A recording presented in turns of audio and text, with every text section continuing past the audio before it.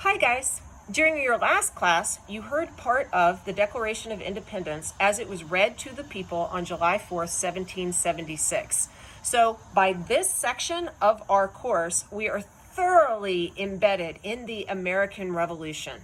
This is the thing though, it does not really go well. George Washington led our forces, but he got his tuchus just absolutely kicked in Long Island. It was a series of just retreat, retreat, retreat. He was pushed out of New York into New Jersey. He was almost crushed before he got to Pennsylvania. There was a British general named Cornwallis who wanted to chase him and just end the whole thing. But the overall commander, a guy named Howe, said, winter is coming, and we've got plenty of time to destroy these little continental upstarts because, frankly, it's not looking like it's going to be too hard. That said, the trials of the Continental Army are not really what the topic of this lecture is going to be today. Rather, we're going to talk about the power of words, specifically the common sense of a fellow named Thomas Paine. I know I super faked you out. You thought I was going to go one direction and I'm going here. Thomas Paine was a writer, a political activist, a revolutionary, a founding father. He was born an Englishman in Norfolk, Great Britain in 1737 during the reign of King George I. That was the very beginning of the Georgian era. He died an American in Greenwich Village, New York, 1809, during the presidency of James Madison. It's always good to understand a little bit about someone's background information. So you should maybe know that Thomas Paine grew up in a lower middle class household. His dad was a Quaker and a corset maker, also called a stay maker in this time period. His mother was an Anglican, a daughter of an attorney, which was probably a little bit more respectable, but love. Thomas Paine gets a little bit of formal education, but not a lot. He was working by the age of 13 with his father, and he was tightly bound by class because Britain in the 1700s was a very class-driven society. I would argue in some ways it still is. He taught himself Latin, which is rather clever. Maybe so he had something wonderful to think about while he was making ladies' underwear. I'm not sure. But let me tell you, he hated his job. He hated it so much that he actually ran away during the 7 Years' War, French and Indian War in the Americas, and became a pirate. He was also called a privateer. So they would go and they would steal money from French ships. And that was good. Why not? He ended up having time to read deeply some of the classics. As I said, he spoke Latin, so he could read some of the old works. He liked Marcus Aurelius, for one. He could also engage with the Enlightenment thinkers that were more contemporary. Guys like John Locke, for example, this man you keep hearing so much about, and other fellows like Rousseau or Montaigne, or he's a little bit older, or, the people who were writing, the ideas, the big guys, the thinkers. Of course, his pirating days end. There's no longer a need for a privateer once the 7 Years' War is over. So he goes back to England and he tries to settle into a whole bunch of different jobs. He was a cobbler for a while. He was a teacher. He was a cabinet maker. He was a tax collector. He sold tobacco from a store. He went back to being an excise officer at some point, a job that he'll get fired from because he kept writing about how excise officers didn't get paid enough money. He was actually really bad at just keeping a job. Essentially, Thomas Paine always struggled financially for his entire life. And in part, this was because he did shoddy work when he wasn't a writer. He annoyed his employers to no end. He also made enemies of some of his fellow employees because he was tactless and kind of pushy, and he always thought he was right.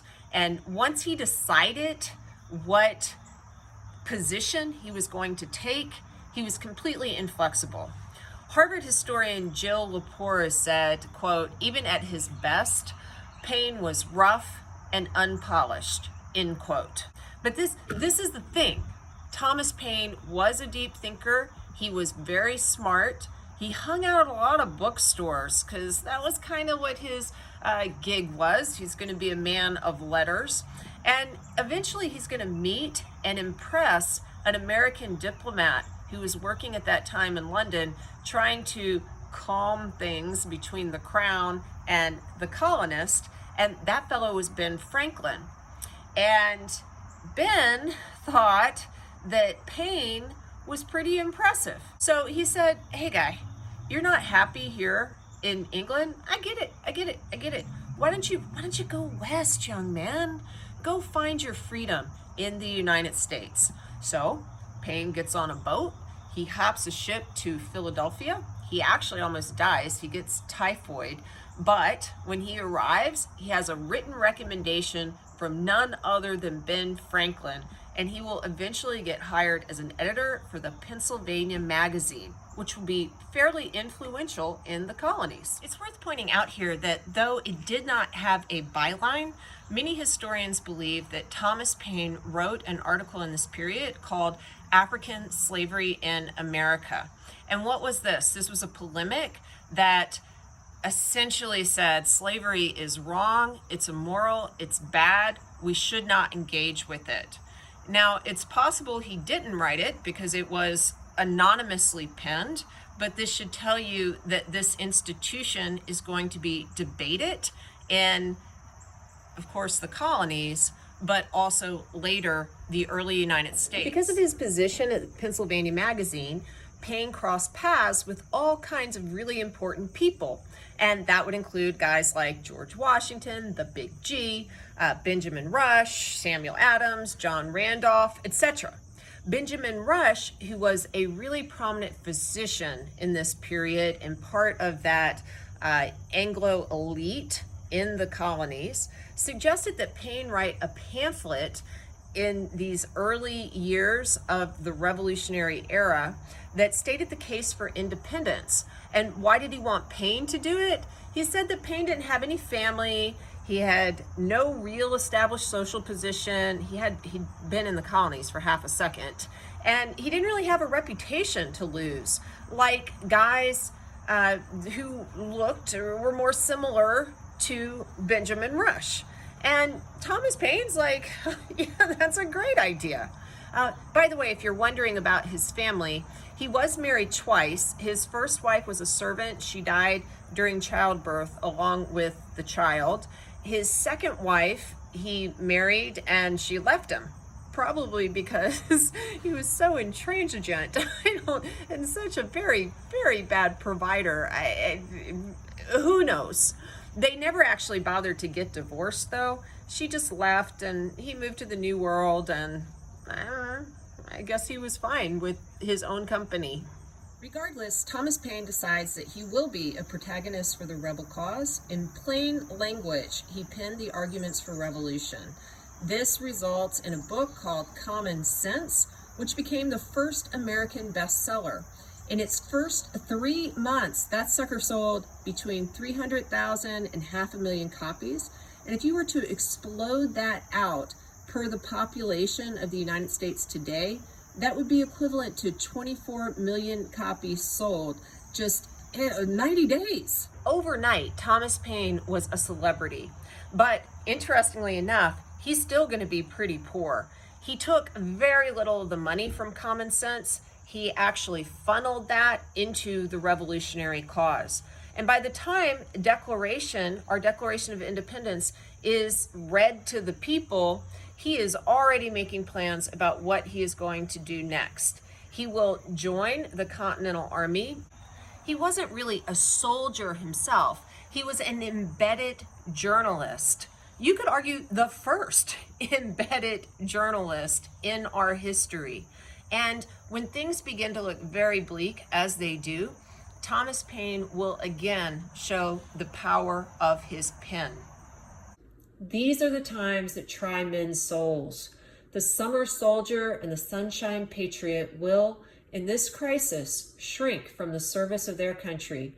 But he that stands it now deserves the love and thanks of man and woman. Tyranny, like hell, is not easily conquered, yet we have this consolation with us, that the harder the conflict, the more glorious the triumph. This is from the American Crisis #1, which was published on December 23rd, 1776. To understand the place of this essay in history, we have to return to Christmas 1776. Again, the Continental Army at the beginning of the American Revolution was getting just its backside kicked from here to next week.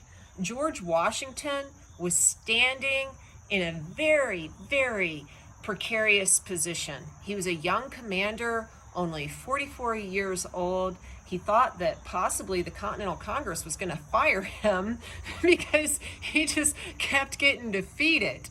And he had to come up with a strategy for how to give the Americans a win if the revolution was going to continue. So there he is on the shores of an ice-choked Delaware River by McConkey's Ferry, and he is thinking about how he will have an attack on British forces across the river, and he wanted to pump up his men. So he had his officers read the American Crisis to all of the soldiers in attendance. You're probably familiar with some of these men, though the broad swath of them were just regular people who had joined the cause and who were actually looking at being at the end of their enlistment. Some of the more famous actors were guys like Alexander Hamilton, Aaron Burr, John Marshall, who will be the most famous, important Supreme Court justice in our history. We'll talk a lot more about him later. James Monroe, who will end up being a president in his own right. And let me tell you, all of these guys needed inspiration. It was super cold that day, less than 30 degrees. It was highly windy. A nor'easter was coming down.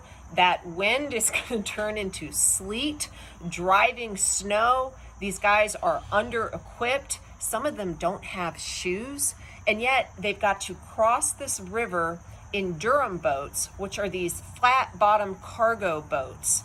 Washington had 3 different groups that were supposed to cross, but only his group will be able to get across the river. You had guys like Colonel Henry Knox, who was in charge of getting the artillery pieces across. No small feat. He had 18 cannons. Several of them were 6-pounders. And when I say 6-pounder, I don't mean the cannon weighed 6 pounds. The cannon balls that you put in the cannon weighed 6 pounds, and the cannons themselves weighed almost 2,000 pounds. So you got to get those onto a boat and across a river. It was very helpful that they had a lot of New England men in their midst, because the New Englanders knew how to navigate rough water. Ultimately, Washington's troops do surprise a unit of Hessians who were led by a fellow named Johann Rau, who ends up being absolutely thoroughly defeated. 22 men on the Hessian side are killed, including Colonel Rau. 918 were captured, 92 were wounded, 400 escaped. On the Continental Army's side, only 2 men were lost, and they froze to death. They didn't die in the engagement, and 5 people were wounded. So it was a resounding victory, and it is said that the soldiers talked about this being a time for the real patriots, not the sunshine patriots. This was a wonderful example of what you could do if you put your mind on victory or death. We'll talk more about these engagements, this first victory for George Washington, which will be followed up by a victory in Princeton, as well as Thomas Paine's influence next time.